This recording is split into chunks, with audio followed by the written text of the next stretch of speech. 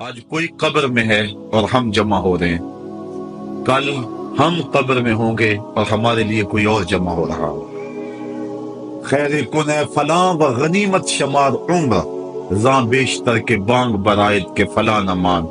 شیخ Saadi فرماتے ہیں اے فلاں، بلائی کر لے، اچھائیاں کر لے، اس عمر کے ایک ایک لمحے کو غنیمت سمجھ لے، اس سے قبل کی آواز آئے کہ فلاں نہیں رہا، تو اپنی زندگی کو پہلے ہی اعمال کا حسن دے لے۔ تو یہ وقت میرے اور آپ کے اوپر آنے والا ہے کہ ہمارے لیے بھی لوگ جمع ہو رہے ہیں۔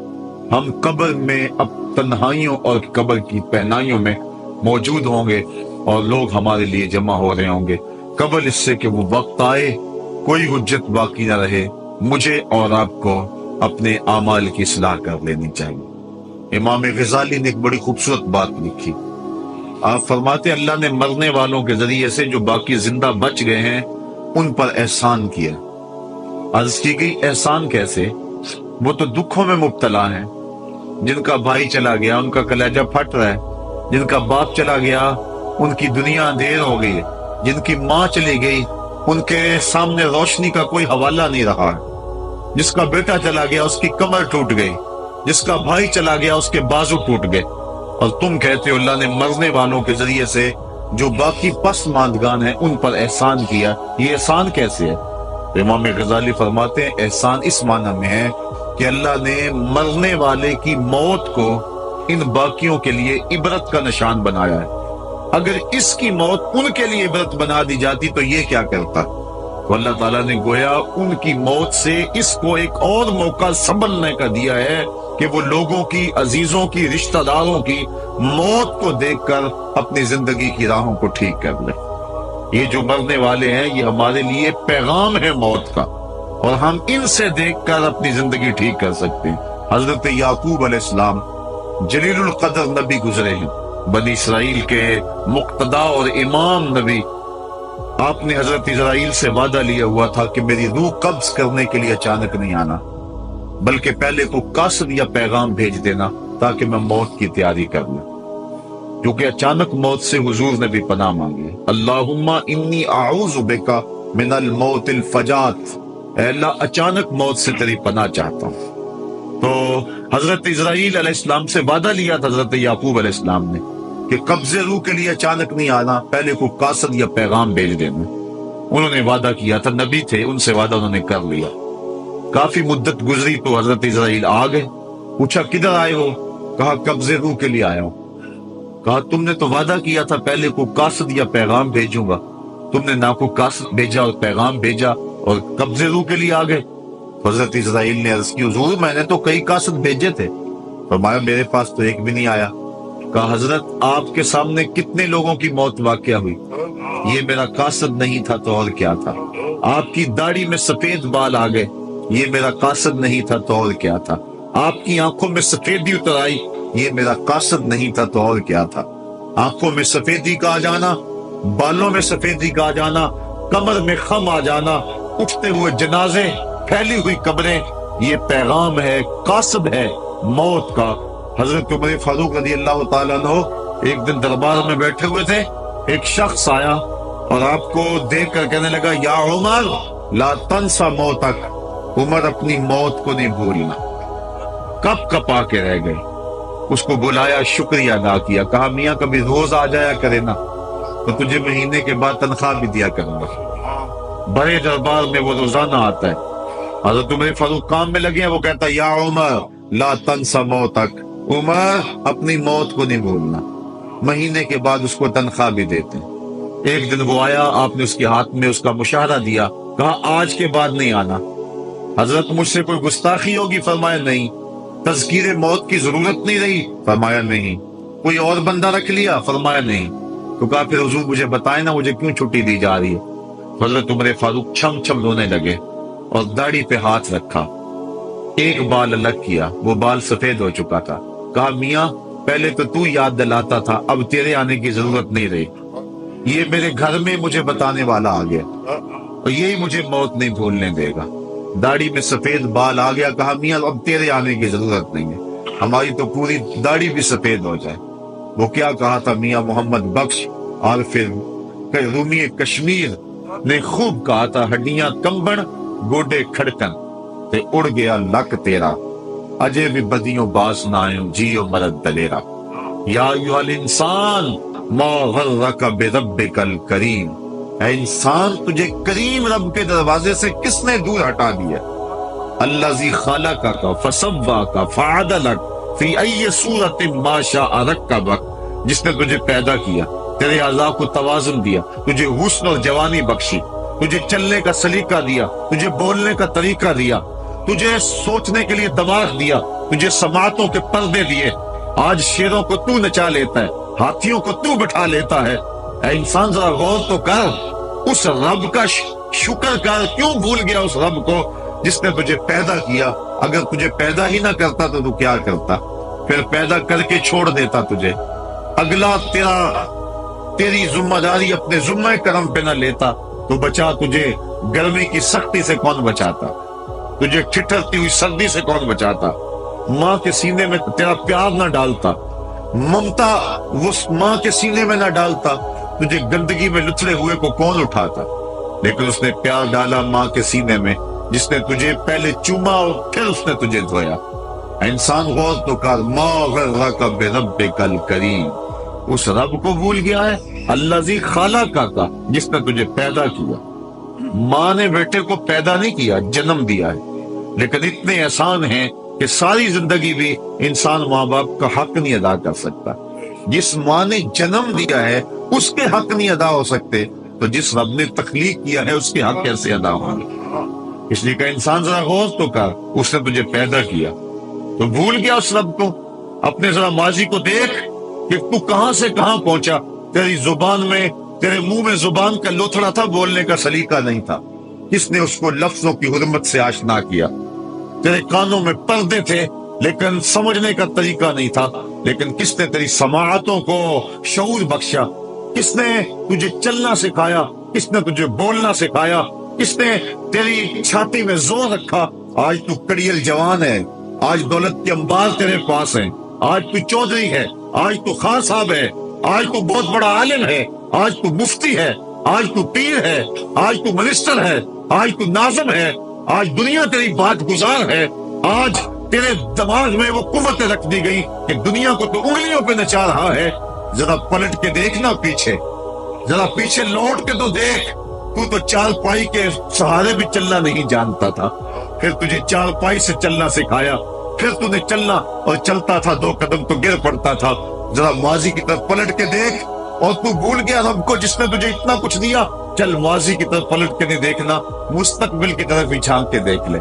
ایک وقت پھر دوبارہ تیرے اوپر ایسا آئے گا، پھر تیری بولتی بند ہو جائے گی، پھر تیرا چلنا بند ہو جائے گا، چال پائی سے لگ گیا، مورے میں تکلیف ہو گئی، تو فالی زدہ ہو گیا۔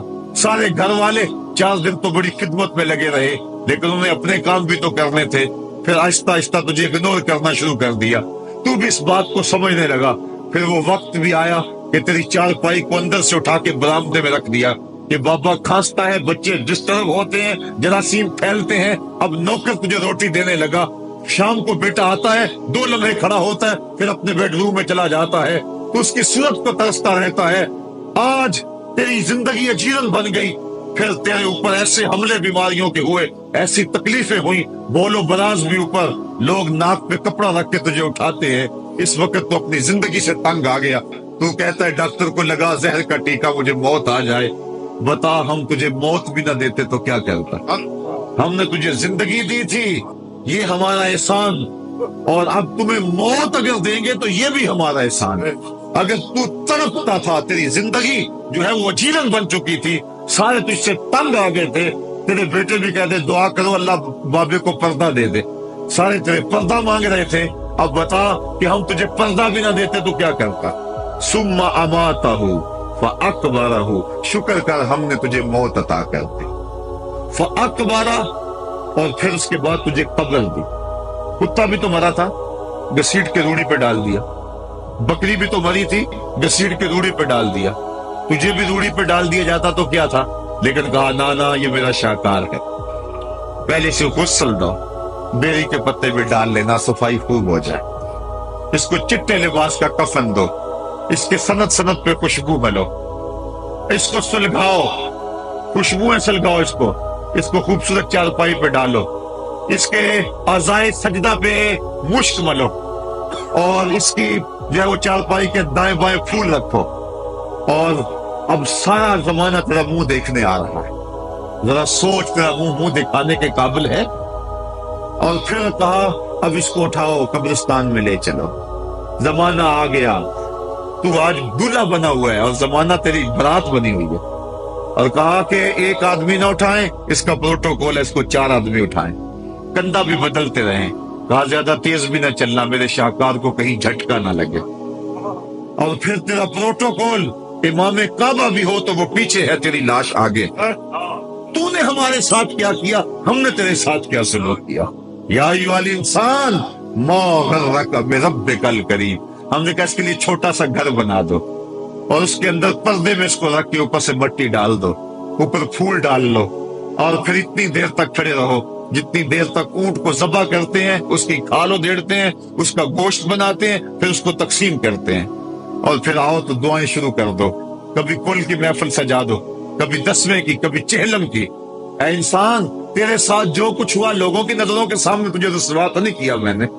یا ایھا الانسان ما غرک بربک الکریم، ذرا پیچھے پلٹ کے دیکھ لے، نہیں تو آگے جھانک کے دیکھ لے، تجھے کبھی تو شرم آئے گی، تو کہاں بھٹک گیا، کہاں بہ گیا، آ جا اس کریم رب کی طرف جو 70 ماؤں سے زیادہ پیار کرتا ہے۔ آنا تو نے ہے ہی، آج نہیں تو کل آئے گا، تو کل جو پھر کفن میں منہ چھپا چھپا کے آتا پھرے گا، آج کھلے منہ ہی آ جا، آج میری رحمتیں تیرا بڑھ بڑھ کے استقبال کر رہی ہے۔ روبی بن حراش ایک بزرگ ہوئے اور تابعی ہیں، تابعی وہ تھا جس نے صحابی کو دیکھا، ساری زندگی ان کے چہرے پہ مسکراہٹ نہیں آئی، وہ کہتے تھے کیا خبر میرا انجام کیا ہوگا۔ شیخ سعدی فرماتے ہیں جب تو دنیا پہ آیا تھا نا تو روتا تھا، یہ سارے ہنستے تھے، بچہ جب پیدا ہوتا ہے تو اور اس کا رونا اس کی زندگی کی دلیل ہے، جب تک بچہ چیختا نہیں سارے پریشان ہوتے ہیں، آواز نہیں آ رہی، پتہ نہیں زندہ ہے کہ جو ہے وہ گوشت کا لوتھڑا ہے، جب بچہ چیختا سارے خوش ہو جاتے ہیں، مبارکیں دیتے ہیں، مٹھائیاں بانٹتے ہیں، تو اس کا رونا اس کی زندگی پہ دلیل۔ شیخ سعدی فرماتے جب تو آیا تھا تو روتا تھا، یہ ہنستے تھے، ایسی زندگی گزار تو ہنستا ہوا جائے، یہ روتے رہ جائے، یہ نہ ہو کہ روتا آیا تھا روتا ہی جانا پڑے تجھے۔ روبی بن حراش ساری زندگی نہیں مسکرائے، فرماتے تھے کیا خبر میرا انجام کیا ہوگا۔ وقت بیتتا گیا، آخر میں فوت ہو گئے۔ ان کا بھائی ربیع بن حراش غسال کو بلا لایا کہ میرے بھائی کو غسل دو۔ غسال جب غسل دینے کے لیے داخل ہوا تو فوراً باہر پلٹ آیا۔ ربیع پوچھنے لگا کیا ہوا ہے؟ کہا یار تیرا بھائی بڑا عجیب ہے۔ کہا ہوا کیا ہے؟ کہا نحنو نغتسلہ وہو یتبسم، ہم اسے غسل دیتے ہیں وہ آگے سے مسکراتا ہے۔ کہا اس نے قسم کھائی تھی جب تک اپنا اچھا انجام نہیں دیکھوں گا نہیں مسکراؤں گا۔ اس کو امام ابو نعیم نے حلیہ میں لکھا، روض الانف کے اندر امام سہیلی نے لکھا، قاضی ایاز مالک اندلسی نے شفا میں لکھا، اور اسی کو امام جلال الدین سیوطی علیہ رحمہ نے جو ہے وہ الخصائص الکبریٰ میں لکھا۔ کہا یا تیرا بھائی بڑا عجیب ہے، ہم اسے غسل دیتے ہیں وہ آگے سے مسکراتا ہے، تو اس نے قسم کھائی تھی جب تک اچھا انجام نہیں دیکھوں گا نہیں مسکراؤں گا۔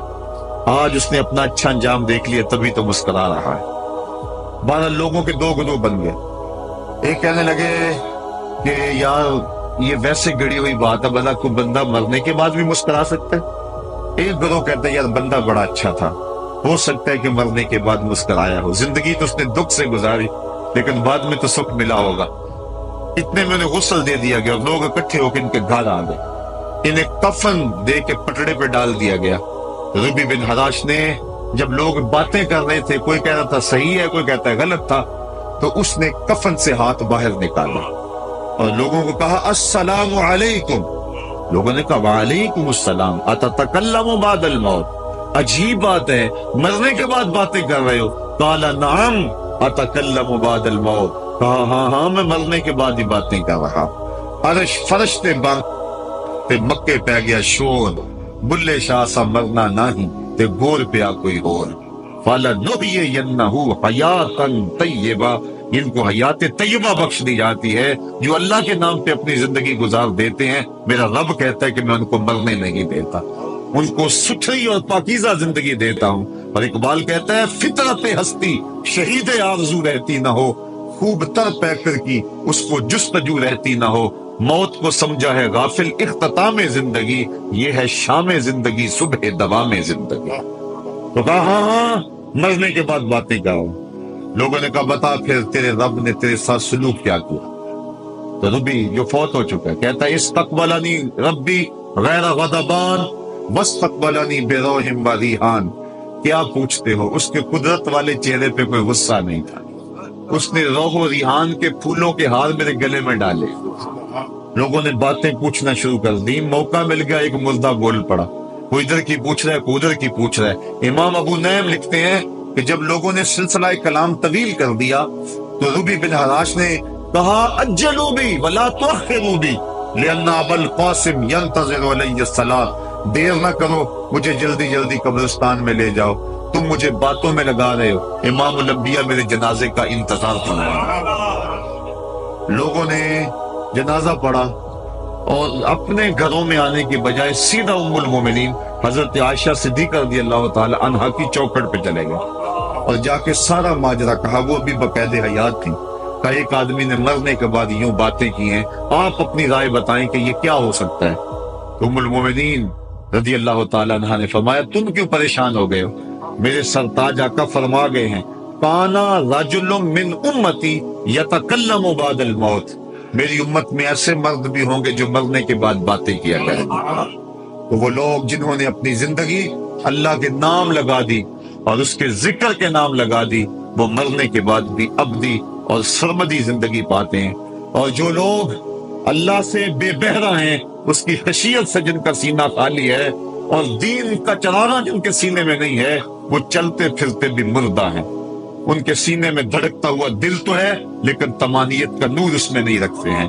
وہ دھرتی کے اوپر چلتے تو ہیں لیکن دھرتی کا بوجھ ہیں، لیکن یہ لوگ وہ دھرتی کی چھاتی میں ہیں لیکن دھرتی کا وقار ہے۔ ان کی قبروں سے بھی زندگی پھوٹ رہی ہے اور ضیائیں پھوٹ رہی ہیں۔ میں جب بھی کبھی لاہور گیا ہوں تو ایک منظر مجھے اپنی طرف کھینچتا ہے، جب میں دریائے راوی کے اس پار ہوتا ہوں تو میں ایک قبر دیکھتا ہوں جس پہ حسرتیں برس رہی ہیں۔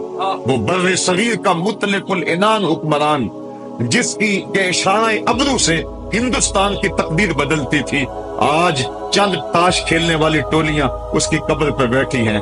اس کی محبوب بیوی جو بادشاہ کے پیچھے بیٹھتی تھی اور پردہ پیچھے لٹک رہا ہوتا، بادشاہ کا کوئی فیصلہ اسے ناگوار ہوتا، پیچھے سے وہ کمر ٹھونکتی، بادشاہ فیصلے بدل لیتا۔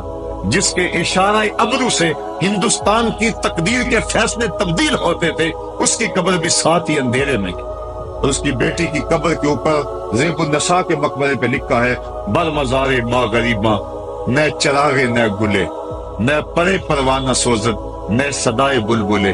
ہم غریبوں کی قبر پہ کون چراغ جلانے آئے گا، کون پھول ڈالنے آئے گا؟ نہ کوئی بلبل گیت گانے آئے گی اور نہ کوئی پروانہ پر جلانے آئے گا۔ یہ وہ جو مطلق العنان تھے، یہ ان کی قبر کی کہانی سنائی۔ اور جب میں دریائے راوی کا کنارہ پار کرتا ہوں تو ایک لوح مزار وہ بھی ہے جہاں جلی حروف پہ لکھا ہے گنج بخشے فیض عالم، مظہر نور خدا، رات سارا پیر کامل، کامراں را رہنما۔ جب زندگی ایک طرح کی نہیں ہوتی تو پھر موت بھی ایک طرح کی نہیں ہوتی۔ جب دنیا پہ رہنے والے لوگ ایک طرح سے زندگی نہیں گزارتے تو ان کی برزخ بھی ایک طرح کی نہیں ہوتی۔ تو یہ ہیں وہ لوگ جن کی قبروں پہ آج بھی چراغاں ہیں، جن کے نام کا آج بھی تنتنا ہے۔ 1000 سال گزر گئے، ان کی نسبی اولاد تو کوئی نہیں ہے، انہوں نے شادی بھی نہیں کی تھی، لیکن اس کے باوجود دن کو چلے جاؤ، کڑکتی دوپہر کو چلے جاؤ، برستی بارش میں چلے جاؤ، لمبی رات کی تنہائی میں چلے جاؤ، موسم کی کسی بھی شدت میں چلے جاؤ، حکومتوں کے بدلتے ہوئے ماحول، مارشل لاؤ کی کیفیتیں، جس دور جس حالت میں مرضی جاؤ، آپ کو وہاں میلہ نظر آئے گا، وہاں ہجوم عاشقہ نظر آئے گا۔ ارے میں گسارو سویرے سویرے، خرابات کے گرد پھیرے بپھیرے، کبھی اس طرف بھی گزر کر تو دیکھو، بڑی رونقیں ہیں فقیروں کے ڈیرے۔ وہ لوگ جنہوں نے اپنی زندگی اپنے مالک کے نام گزاری، وہی زندہ ہیں، وہ سرمدی اور ابدی زندگی پائے ہوئے ہیں۔ صاحبو، اب میرے اور آپ کے پاس سانسوں کا موقع موجود ہے، ورنہ یہ سانسیں تیزی کے ساتھ پگھل رہی ہیں۔ میں کل امام راضی کو پڑھ رہا تھا، وہ کہتے ہیں ایک بزرگ فرماتے مجھے سمجھ نہیں آ رہی تھی ان الانسان لفی خسر کی، کہ بے شک انسان گھاٹے میں ہے، تو میں سوچتا تھا کیسے گھاٹے میں ہے، تو کہا کہ مجھے سمجھ اس طرح آئی کہ میں بازار گیا، میں نے ایک شخص کو دیکھا جو پھٹے پہ برف رکھ کے بیچ رہا تھا، اور آواز کیا لگا رہا تھا، ارحمو ارحمو من یذوب راس مالہ، اور رحم کرو اس بندے پہ، اگر تم نے تھوڑی بھی دیر لگا دی اور میرے سے سودا نہ خریدا تو میرا جو راس المال ہے میرا وہ بھی لٹ جائے گا، کیونکہ برف تو میری پگھلی جا رہی ہے، اور اگر تم نے خرید لی میری برف تو میرے پیسے کھڑے ہو جائیں گے، اور اگر تم نے میری برف خریدنے میں دیر کر دی تو جو میں نے پیسے لگائے ہیں میرے وہ بھی پورے نہیں ہوئیں گے۔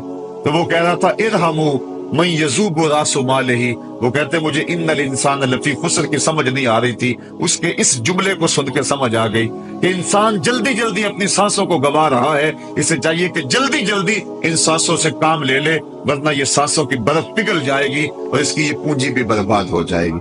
تو صاحبو، میں اور آپ لمحہ لمحہ موت کے قریب ہو رہے ہیں، لمحہ لمحہ موت کے قریب ہو رہے ہیں۔ آج میں دوپہر کو بیٹھا تھا تو وہ ایک شخص آ کے میاں صاحب کا شعر پڑھنے لگا، دیگر تے دن گیا محمد اوڑک نو ڈب جانا، تو میری نظر چلے گی، میں نے کہا ابھی تو 10 بجے ہوں گے، تو میں نے کہا صبح کے 10 بھی بج گئے ہیں اور پھر 12 بھی بج جانے، پھر ظہر بھی ہوگی، پھر دیگر بھی ہوگی، اور اس کے بعد پھر شام بھی ہو جانی ہے۔ اب ہم دیگر تک تو پہنچ گئے ہیں، اب شام کے دھندلکے بھی قریب ہو گئے ہیں، تو یہ دن ڈوب جانا ہے تھوڑی دیر کے بعد۔ یہی مثال ہماری زندگی کی ہے، کوئی دوپہر تک آ گیا ہے، کوئی چاش تک آ گیا ہے، کوئی ظہر تک آ گیا ہے، کوئی عصر تک آ گیا ہے، اور کسی کی زندگی کا سورج بالکل غروب ہونے کے قریب آ گیا۔ صاحبو، پتہ کوئی نہیں کہ ہمارا اگلا قدم کہاں ہے، اس سے قبل کہ کوئی حجت باقی نہ رہے مجھے آپ کو اپنی زندگی پہ نظر ثانی کرنا ہوگی، اپنے گناہوں کا اور اپنی نیکیوں کا حساب لگانا ہوگا۔ ایک ترازو تو کل محشر کے میدان میں لگے گا، ایک ترازو ضمیر کی عدالت میں آج ہی لگانا ہوگا۔ ہمیں دیکھنا ہوگا ہمارے پلے کتنے عمل ہیں اچھے، اور جو اچھے عمل ہیں ان میں خلوص والے کتنے ہیں، لوگوں کے دکھاوے والے کتنے تھے، رب کے لیے کتنے عمل کیے اور لوگوں کے لیے کتنے کیے۔ تو پھر ترازو لگا کے ہم نے اپنے اعمال نامے کو آج ہی تولنا ہے اور وزن کرنا ہے، اور اپنی زندگی کو نیکی کا حسن دینا ہے۔ وقت کٹ رہا ہے، زندگی لمحہ لمحہ موت کے قریب ہو رہی ہے، قبل اس سے کہ کوئی حجت باقی نہ رہے ہم ہاتھ ملتے رہ جائیں، پچھتاتے رہ جائیں تو کیا فائدہ ہوگا۔ بلکہ میں نے تو پڑھا کتابوں میں، علماء لکھتے ہیں قیامت کے دن تو نیکوکار بھی پچھتائیں گے، بدکاروں نے تو پچھتانا ہی پچھتانا ہے، نیکوکار بھی پچھتائیں گے۔ بدکار تو اس لیے پچھتائیں گے انہوں نے اتنے گناہ کیوں کیے، تو نیکوکار کیوں پچھتائیں گے؟ جب وہ اپنے اچھے اعمال کی جزا دیکھیں گے تو وہ پچھتائیں گے، ہائے جو چند لمحے ضائع ہو گئے وہ بھی کیوں ضائع ہو گئے، وہ بھی میں نے کیوں برباد کر دی، وہ بھی اس راستے پہ ڈالے ہوئے ہوتے۔ تو آج مجھے آپ کو موقع ہے، دیکھیں قبریں، کتنی قبریں جو ہے وہ ہمارے کتنے ملنے والے، ذرا نظر دوڑائیں نا، آج ہم کتنوں کو کندھوں پہ اٹھا کے قبرستان چھوڑ آئے ہیں۔ حضرت غوث اعظم رضی اللہ تعالیٰ عنہ فرماتے ہیں جا کے قبرستانوں میں دیکھو کتنے کتنے حسینوں کی مٹی خراب ہو رہی، جو اپنے بدن پہ ایک چٹکی مٹی نہیں پڑنے دیتے تھے، آج ان کا کفن بھی تار تار ہو گیا ہے۔ جو اپنے کلف لگے کاٹن کو سلوٹ نہیں آنے دیتے تھے، آج ان کے کفن بھی ٹوٹ گئے ہیں اور ہڈیوں کے جوڑ جوڑ الگ ہو گئے۔ تو وقت ہمارے اوپر آنے والا ہے، کسی نے آج تک موت کا انکار نہیں کیا۔ میں نے لوگوں کو خدا کا انکار کرتے دیکھا، آپ نے بھی دیکھا، لیکن کوئی موت کا آج تک انکار کرتا نہیں دیکھا گیا۔ موت اپنا آپ منوا لیتی ہے، میں اور آپ موت کے بتدریج قریب ہو رہے ہیں، ہمارا اٹھنے والا ہر قدم ہمیں موت کے قریب کر رہا ہے۔ تو قبل اس سے کہ وہ وقت آ جائے اور کوئی حجت باقی نہ رہے اور ہم ہاتھ ملتے رہ جائیں، وقت پر کافی ہے ایک قطرہ بھی آب خوش ہنگام کا، جل گیا جب کھیت برسا می تو پھر کس کام کا، پھر تو پچھتاوا ہی ہوگا۔ آج ہم پچھتا لیں تاکہ زندگی میں حسن نیکی کا آ جائے۔ یہ میری آپ سے درد مندانہ اپیل ہے، گزارش ہے، اور میری آپ سے التماس ہے کہ یہ تھوڑی سی زندگی اللہ نے جو مجھے اور آپ کو ودیعت کی ہے، یہ بڑا تھوڑا سا عرصہ ہے، تھوڑا سا موقع ہے۔ یہ دنیا بوائی کا موسم ہے، آخرت کٹائی کا موسم ہے۔ جو بوائی کے موسم کو برباد کر بیٹھا ہے، کٹائی کے موسم میں اس کے ہاتھ کچھ نہیں لگتا۔ تو آج تخم عمل ڈال لیں، آج ایک بیج ڈالیں گے، کل 70 کاٹ لیں گے، لیکن اگر آج کچھ نہ کیا، اپنی سانسیں برف کی طرح پگھلا دی، تو یہ اس شخص کی طرح ہے جو پھٹے پہ رکھ کے برف کہہ رہا ہے کہ میرے اوپر رحم کرو، اگر تم نے میرے سے برف نہ خریدی تو میرا راس المال بھی لٹ جائے گا۔ ہمارا راس المال سانسوں کی صورت میں لٹ رہا ہے۔